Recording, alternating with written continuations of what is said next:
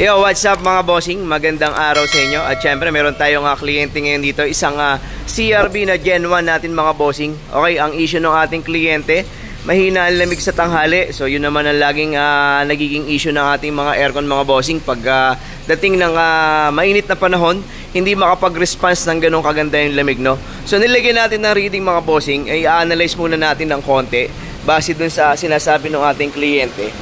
May lamig naman siya.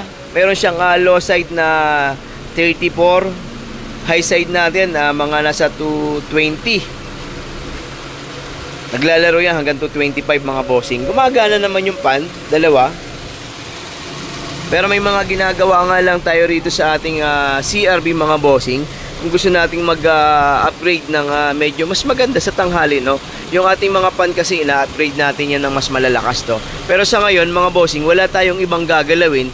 Dahil ang year model ng ating CRV ay parang mga 98, sabihin mo mga ganun, 98, 99. So yung condenser original pa, ewan ko lang yung compressor mga bossing kung napalitan na, no? Pero stock pa yung condenser. So ang gagawin muna namin, magre-recommenda muna tayo ng flashing dahil yun naman ang nagiging problema pag high pressure, tataas ang temperatura. Ngayon mga bossing wala pa masyadong init. Pero yung ating temperatura 250 225 na mga bossing, no, yung high side. So yun ang gagawin muna natin ng paraan, mai-flashing na maayos yung ating condenser. Pero pinaka-the best sana kung mai-convert na natin ng mas magandang condenser yan. Pero syempre tingnan muna natin yung pinaka simple na pwedeng gawin na hindi naman gagastos ng ganung kalaki, na mapapa-improve natin yung lamig mga bossing mapapa-improve natin yung lamig sa tanghali. At isa yung mga ginagawa natin sa pag-flashing ng ating condenser, no? Check natin yung lamig sa loob. May lamig naman siya kasi hindi naman siya ganun ka pangit yung reading mga bossing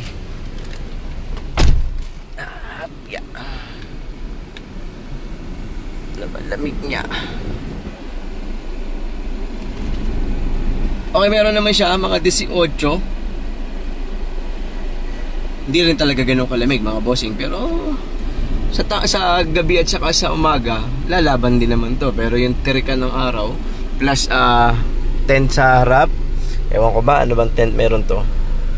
Okay, so hindi ganun ka yung tent para mag-block ng init ng ating araw, no? Pero yan yung lamig na nakuha mga bossing.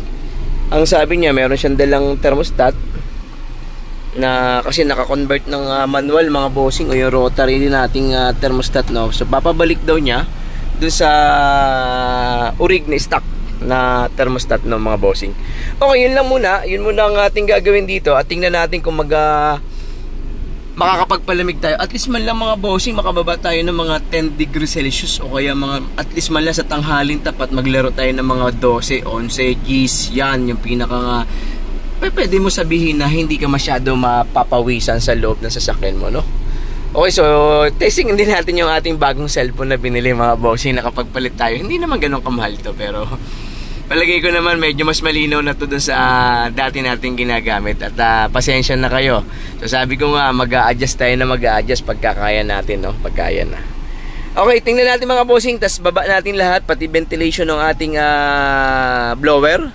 Yung ating tingnan natin yung pinakang sinasaksyonan ng ating ventilation, kung nakatakip na ba yan or kailangan na bang i-fix. So tingnan natin at tatanong natin sa ating kliyente kung gusto niya i-fix na lang, no?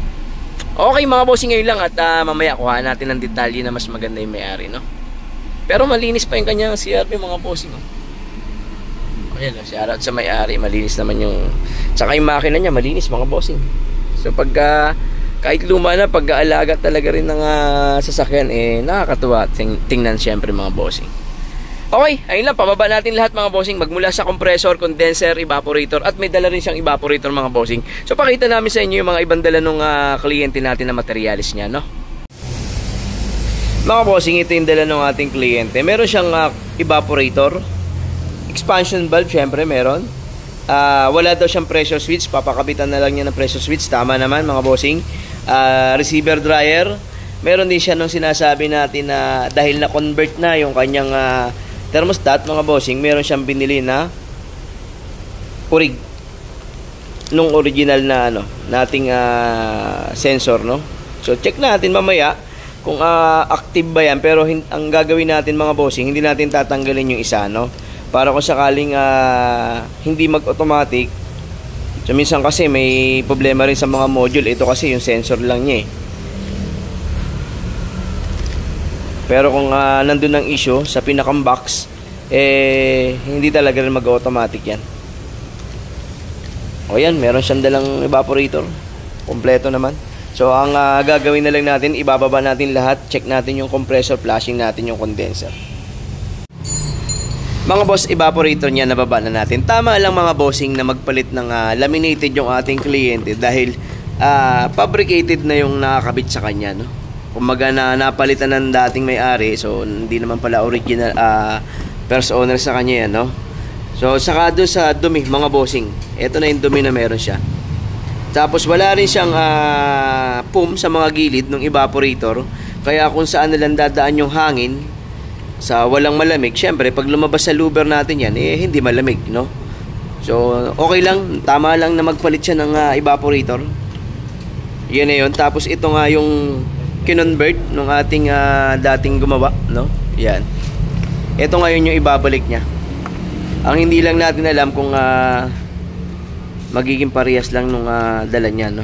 Pero subukan na lang natin kung parehas, kung babasa siya ng tama. Pero siguro baka ibalik din natin to kasi kung sablay. Pero papatesting muna natin tong rotary type niya, itong manual niya, kung active pa ba. Kasi may sinasabi siya na nag-yellow rin yung kanyang aircon. So lahat na yan, check upin na lang natin mamaya lahat. Mga bossing, ventilation ng ating blower. Siyempre, kailangan nating ibaba para ma-check yung pinakang sinasaksyonan ng ating blower. Nakita namin, conversion na rin yung resistor. Motor, hindi na rin siya original mga bossing. Pero okay lang, basta akma doon, walang problema. Tama ang suction. Wala namang problema sa ganyan. Kahit magpalit ng panibago. Resistor, kung tama naman yung low, medium, high o yung volume ng ating speed, wala rin naman problema. Compressor natin mga bossing nakababa na.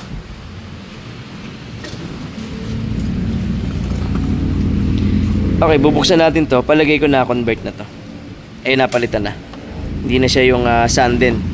Japan na to na mga kihin o ibang ano na ng compressor natin. Ano brother, ayaw. Nasa critical na kalagayan ka. Ito medyo matindi rito mga boss kasi hindi pa nabababa ang condenser. Matigas yung kanyang bolt. Try natin. Mga boss, ito na yung ating condenser. So nakitaan namin yung condenser natin na talagang medyo sunog na yung langis sa loob, no? Hindi na normal yung langis. Tapos ano ba? Orig pa ba talaga? May orig pa mga bossing. May mga barcode pa ng original. Ayan. Ibabad mo muna to.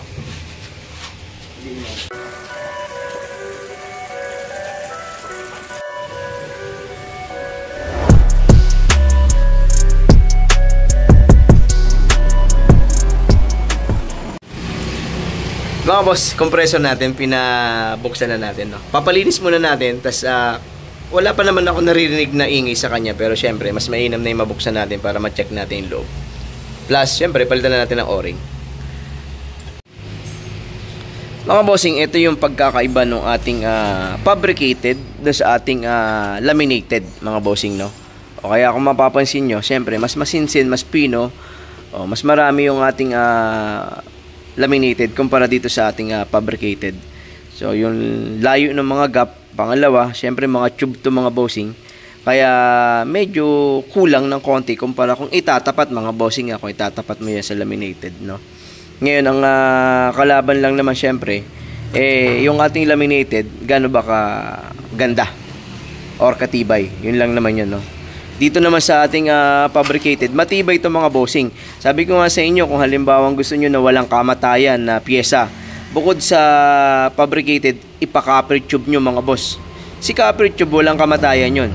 Bulok na yung mga pagitan na yan, yung mga pins ng ating evaporator, pero hindi mo mabubutas yung mga tubo na yun dahil copper tube yun eh.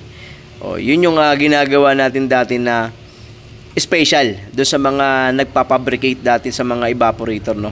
Tanso yung pinapagawa natin. Yun nga lang, wala nang gumagawa ngayon dahil nga sobrang mahal din ng tanso. Pangalawa, na uso na itong ating mga laminated, wala nang gustong tumangkilik ng mga ganon at saka itong mga ganito mga bossing. Pero lahat naman yan lumalamig. May mga sikreto lang din naman sa pagpapagawa ng fabricated. Kumbaga sa siopaw mga bossing, may tinatawag silang special. So pag sinabing special, mas dadamihan yung tubo. So mas maraming tubo, mas maraming lalamig mga bossing, no? Pero wala na, hindi na natin tatangkilik ngayon yung fabricated eh. Maliban na lang kung sa mga imported na mga sasakyan, walang makuhang original, yan, magpapafabricate ka ng panibago. Pwede naman yan. O ito na yan, laminated natin. So mas masinsin siya. Kasi mas malalaki gap nito mga bossing. Ayun lang, share lang namin sa inyo yung pagkakaiba ng ating fabricated sa laminated. Mga bossing, bago natin buksan, testingin muna natin. Pero wala naman tong, kasi may free yung pa naman to kanina mga bossing eh. So talagang ang gusto lang natin, ma-check natin lahat, magmula dun sa ating oil seal, o-ring, bearing, no. Pero goods naman. Ang napansin ko lang mga bossing, magnetic clutch niya, may mga crack na. Yan. Okay, may crack na rin naman, pero goods naman to. Papatesting na lang natin sa battery kung hindi siya masyado mag-iinit. Dahil problema natin pag grounded na tong ating magnetic clutch, baka pumutok na yung fuse natin, no? Trace na lang natin mamaya. Mga bossing, kaya gusto nating buksan para ma-check. Ayun na yung o-ring, oh. Nakita niyo yung o-ring. Lumiwa na yung o-ring natin. So ibig sabihin yung o-ring natin hindi na magandang kondisyon. Masyado na siyang nag-expand mga bossing, no? Maluwag na. O yan na yung mga dahilan kung bakit tuwing nag-general cleaning tayo, gusto natin biyakin yung compressor para maunahan na natin yung pinakang o-ring na yan. Kung magkakaroon ng trouble, mapalitan na natin ng panibago. O yan na yung mga bossing. Halata na sa ating langis mga bossing na hindi na talaga siya ganun kaganda. Kaya yung response ng ating lamig sa tanghali, hindi na ganun kaganda. At siya na yung o-ring, yung pinakang itsura na ng o-ring niya. Ay lilinisan natin yung pinakang kanal, tsaka yung tatamaan ng ating o-ring, para mapalitan na rin natin ng panibagong langis mga bossing. Lagyan mo ulit.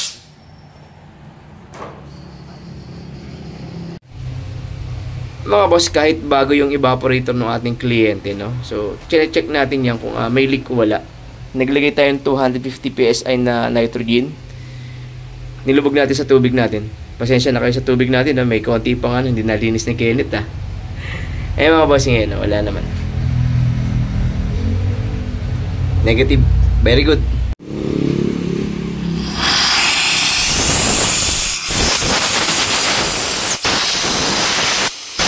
Okay, lagyan mo ulit. Kasi kalawang pa. Isa pa. Isa na lang. Mga boss, yan yung nakuha natin sa condenser, no? Kaya hindi lumalamig is pagtanghali dahil masikip na yung butas ng ating condenser. Dahil dyan sa mga nababad nating mga or yung mga nanigas na mga langis sa loob ng ating tubo. Nakadalawa ng bomba to mga bossing, pero kulay pa. Kulay kalawang pa. Sige, konti lang. Yeah. Op.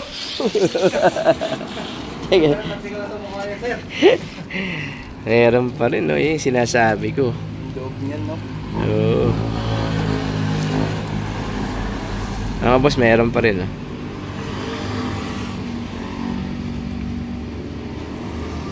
Dapat sa 3 tapos na yan, kaso negative pa. Sige, patalsagin mo na. Sige, tayo mo. Sige.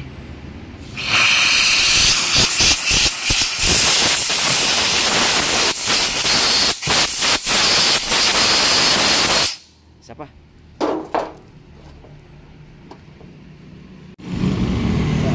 Yeah. Pitigin mo lang, tapos patay agad. Oo. Ayan na. Ayos na. Malinaw na. Konti na lang. Okay. Mga boss, lagyan natin ng PUM yung gilid ng ating evaporator para kasi kanina, yung sinasabi ko kanina doon sa ating evaporator, walang PUM sa gilid kaya dumadaan doon yung hangin. So pag walang tatamaan na malamig yung ating hangin, syempre hindi ganun kalamig yung lalabas sa louver. Mas safe kung lalagyan natin siya ng PUM sa gilid.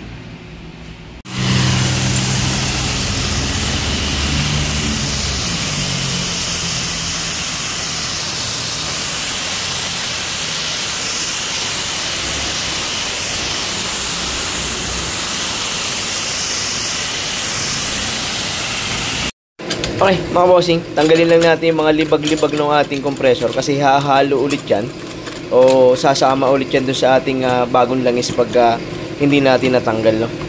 So linisin lang natin na mabuti to para paglagay natin ng bagong langis, sulit talaga na malinis at bagong langis natin, no? Wala nang contaminate na iba kasi sayang yung linis ng ating system kung may matitira din dito. Pati yung ating mga hotline, papalinisan natin yun. Kasi yun mga bossing, oh. Pagka natanggal ulit yan, hahalo na naman sa ating yan, sa langis natin. Kaya kailangan malinis natin ito na maayos. Siyempre malinis na mga bossing. Bublower pa natin yan, ha. Okay, para tuyo-tuyo mga bossing. Kasi tinira din namin ito ng degreaser. Binasa natin ito.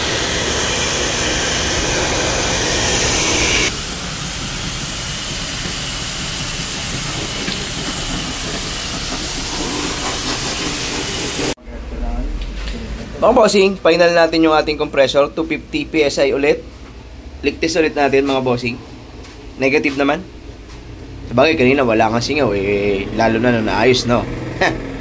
Okay, negative mga bossing. Very good. Okay, nakakabit na yung ating evaporator mga bossing. Napalitan na rin natin ng thermistor yung ating dati na kinonvert nila ng rotary mga bossing o ng ating manual, pero hindi natin siya tinanggal.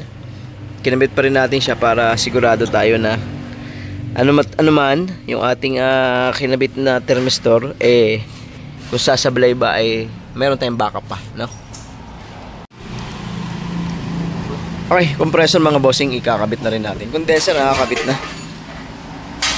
Very good na siya. Tapos leak test na lang tayo mga bossing pagkatapos natin itong ating compressor. Filter dryer goods na rin mga bossing. Mga bossing, nag-load na tayo ng ating nitrogen for final leak test natin sa ating system, 250 PSI. So tingnan natin kung gagalaw, pero goods naman lahat. Na-trace natin ng evaporator. Good kahit bago. Tinasting pa natin. Siyempre, compressor, na-leak-test din. Condenser, na-leak-test din. Ang nililigtest na lang natin ngayon, mga bossing, yung mga dugtungan na mga pinagtatatanggal at pinagkakabit natin ngayon, no? Kasi minsan may mga error yung ating dugtungan. So, kailangan i-final natin yung mga bossing. Pag wala na mga boss, vacuum tayo, tapos reload tayo ng refrigerant. Okay, mga boss, load tayo ng refrigerant natin. Start na tayo.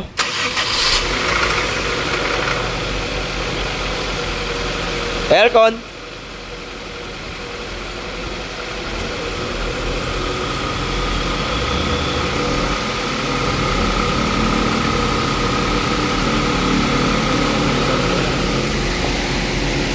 Dapat maganda, ha.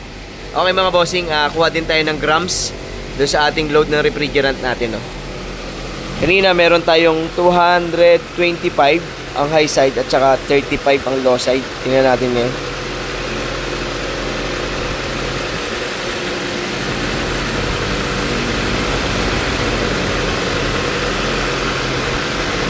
Mababa pa to, basa pa ang condenser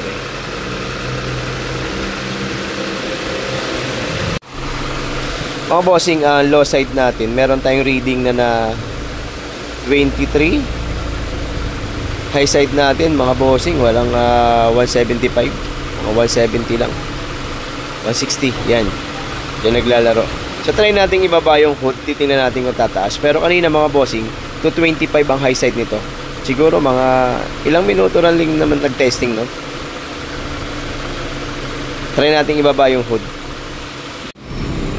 Binaba natin yung hood mga bossing. Kanina nag-testing tayo, hindi nakababa yung hood. Magkaiba po kasi yung nakababa ang hood sa nakabukas na hood kung magte-testing ka ng high side. Kaso may konting palag yung ating high side. Pero 175 lang mga bossing. Tapos bumaba na ng 20. Ang problema hindi pa nag-o-off. Bago kasi yung thermistor niya mga bossing. Pero hindi tumaas ng 200 yung ating high side. So sigurado ako na nawala yung high pressure natin. Ang problema nga lang yung automatic iintay namin. Tama lang yung init ng condenser eh.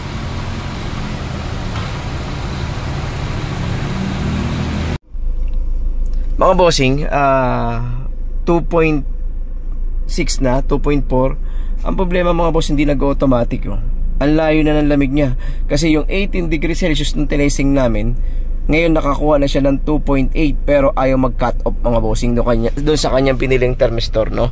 So kaya nga hindi ko pinatanggal to kasi sigurado tayo na baka pag nagloko yun, kailangan nating isuli muna dito to. Papahanapan na lang natin ng second hand. Baka masyadong mataas yung hinihingi nitong thermistor niya. Pero mga bossing yun na yung thermometer natin oh. Umaabot siya sa 2.4, 3.5. So kung nakaset siya ng 5 degrees Celsius, dapat nag-o-off na to. Pero ayaw niya mag-off. Lamig ipapabalik muna natin yun kaysa naman hindi siya mag-automatic. Pwede na mag-yellow pag nire-revolution namin ng mga 2000 RPM. Nag-gis na yung ating low side Ating high side wala pang 200, mga 180 lampas.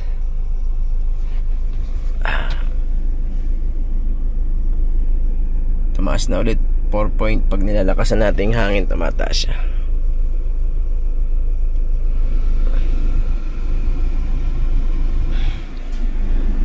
.2.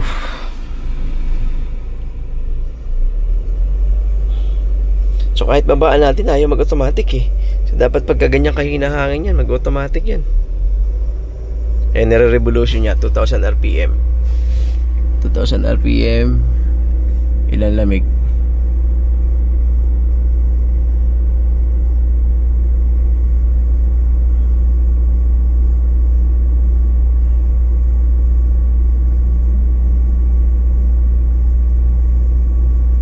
Nasa to. Kanina kung setting niya 2 degrees Celsius, 3 degrees Celsius, dapat nag-off na yung mga bossing. Yan 3. Dinagdagan pa niya. Yun, nag-off. Yun. Nag-off pa. Nag-off sa 2.8.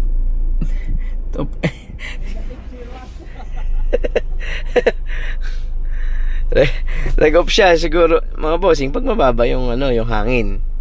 Siyempre makakaipon ng ganong kalamig, no? Pero kung itataas na mas mataas,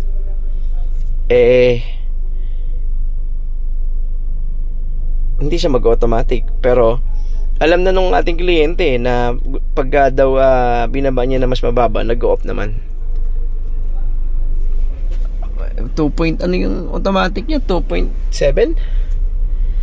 O yun, at least hindi na muna natin gagalawin yan. So pero baka pa rin yan dyan. Ang gusto lang nating mangyari kasi pag hindi talaga umubra, balik natin yun.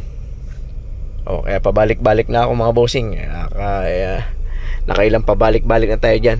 So pero maganda mga bossing yung kinalabasan, no? So ang naging issue ng ating aircon sa tanghali, yun na yung hindi siya makapag-response ng ganun kaganda dahil dun sa ating natanggal na langis dun sa ating condenser. At syempre nalinis natin lahat. Pangalawa, nakadagdag pa yung ating laminated na evaporator, kaya nakapag-response siya ng ganun, no? O nag-rip ulit sila mga bossing. 2000 ilan na? Kasi kanina 2 point nag-automatic 2.7. Try ulit natin mga bossing. Mas bumaba na ngayon. Siguro mas lumamig na kasi yung loob. Sa 3.3 na, nag-automatic na siya. Same yung adjustment ng thermostat, mga bossing. So nakapagpaikot na siguro siya ng lamig dito sa ating area, kaya nakakapag-off na siya sa ganyang kababang hangin. Okay, so ayun lang, magpapaalam tayo sa ating kliyente at palagay ko naman very good na to. Siya na mag-oobserba at magpapatunay nito, no? Ayan yung reading niya, mga bossing, pag naka-rep ng 2000 RPM. 200 yung high side, nasa gis na yung low side. Yun, nag-off. So ganun siya kababa mag-automatic, mga bossing. Doon sa loob parang 2.7 bago siya mag-cut off. Di ba, at least nag-automatic at alam na rin naman ng kliyente natin kung anong gagawin niya. Okay mga boss, okay na tong ating Honda CR-V, pero hindi pa okay. Dahil bakit? Magte-tasting pa yung ating kliyente kung very good na ba yung trabahong ginawa natin. Pero mga bossing, may mga patunay tayo doon sa ating gauge, sa ating thermometer na malayo na doon sa ating unang encounter sa kanya nung dumating, no? So malaki na ang mga pagitan ng improvement nung ating nagawa. Kaya kahit pa paano, palagay ko naman, malaki na ang pinagbago niya, na syempre yung may-ari ang makakapagsabi niya. At syempre mga bossing, magpapasalamat tayo kay Boss Oscar. Ayun mga bossing, taga Antipolo, tama bossing? Ayun, Antipolo pa si Boss Oscar. Bossing, anong pwede mong masabi sa ginawa natin? Quality. Ayun, no? Quality ang trabaho. Ayun, no? Mga bossing, no? Kumbaga, siya pa rin ang makakapagpatunay, no? Hindi naman tayo. Kasi kagaya ng sinasabi ko, magkaiba yung tumatakbo at hindi tumatakbo, may load sa loob, magkaiba lahat yung mga bossing. Pero yung mga basihan natin nga doon sa ating gauge, hindi naman pwede rin magsinungaling sa atin, no? Na nakakuha tayo ng magandang improvement. Kaya Boss Oscar, balitaan mo kami, ha? Yes. No? Para at least updated din kami doon sa naging improvement ng ating trabaho. At nakita mo naman kung anong ginawa natin. Ayun, Boss Oscar, salamat na marami. Thank you. Ayun lang mga bossing, ha. Maraming salamat syempre sa inyo. At syempre, subaybayan nyo pa rin yung ating channel, mga bossing. At meron na tayong medyo maganda pa. Ewan ko, kayo na magsasabi, mga bossing, yung cellphone natin, no? So palagay ko parang hindi nakamukha nun dati. So nag-upgrade tayo ng konti sa cellphone natin, kaya bibigyan natin ng medyo magandang quality yung ating mga video ngayon, no? Upgrade tayo ulit, no? O yan lang mga boss, maraming salamat sa inyo. At syempre, ingat lagi at God bless sa ating lahat. Boss Oscar, thank you po. Thank you. Thank you.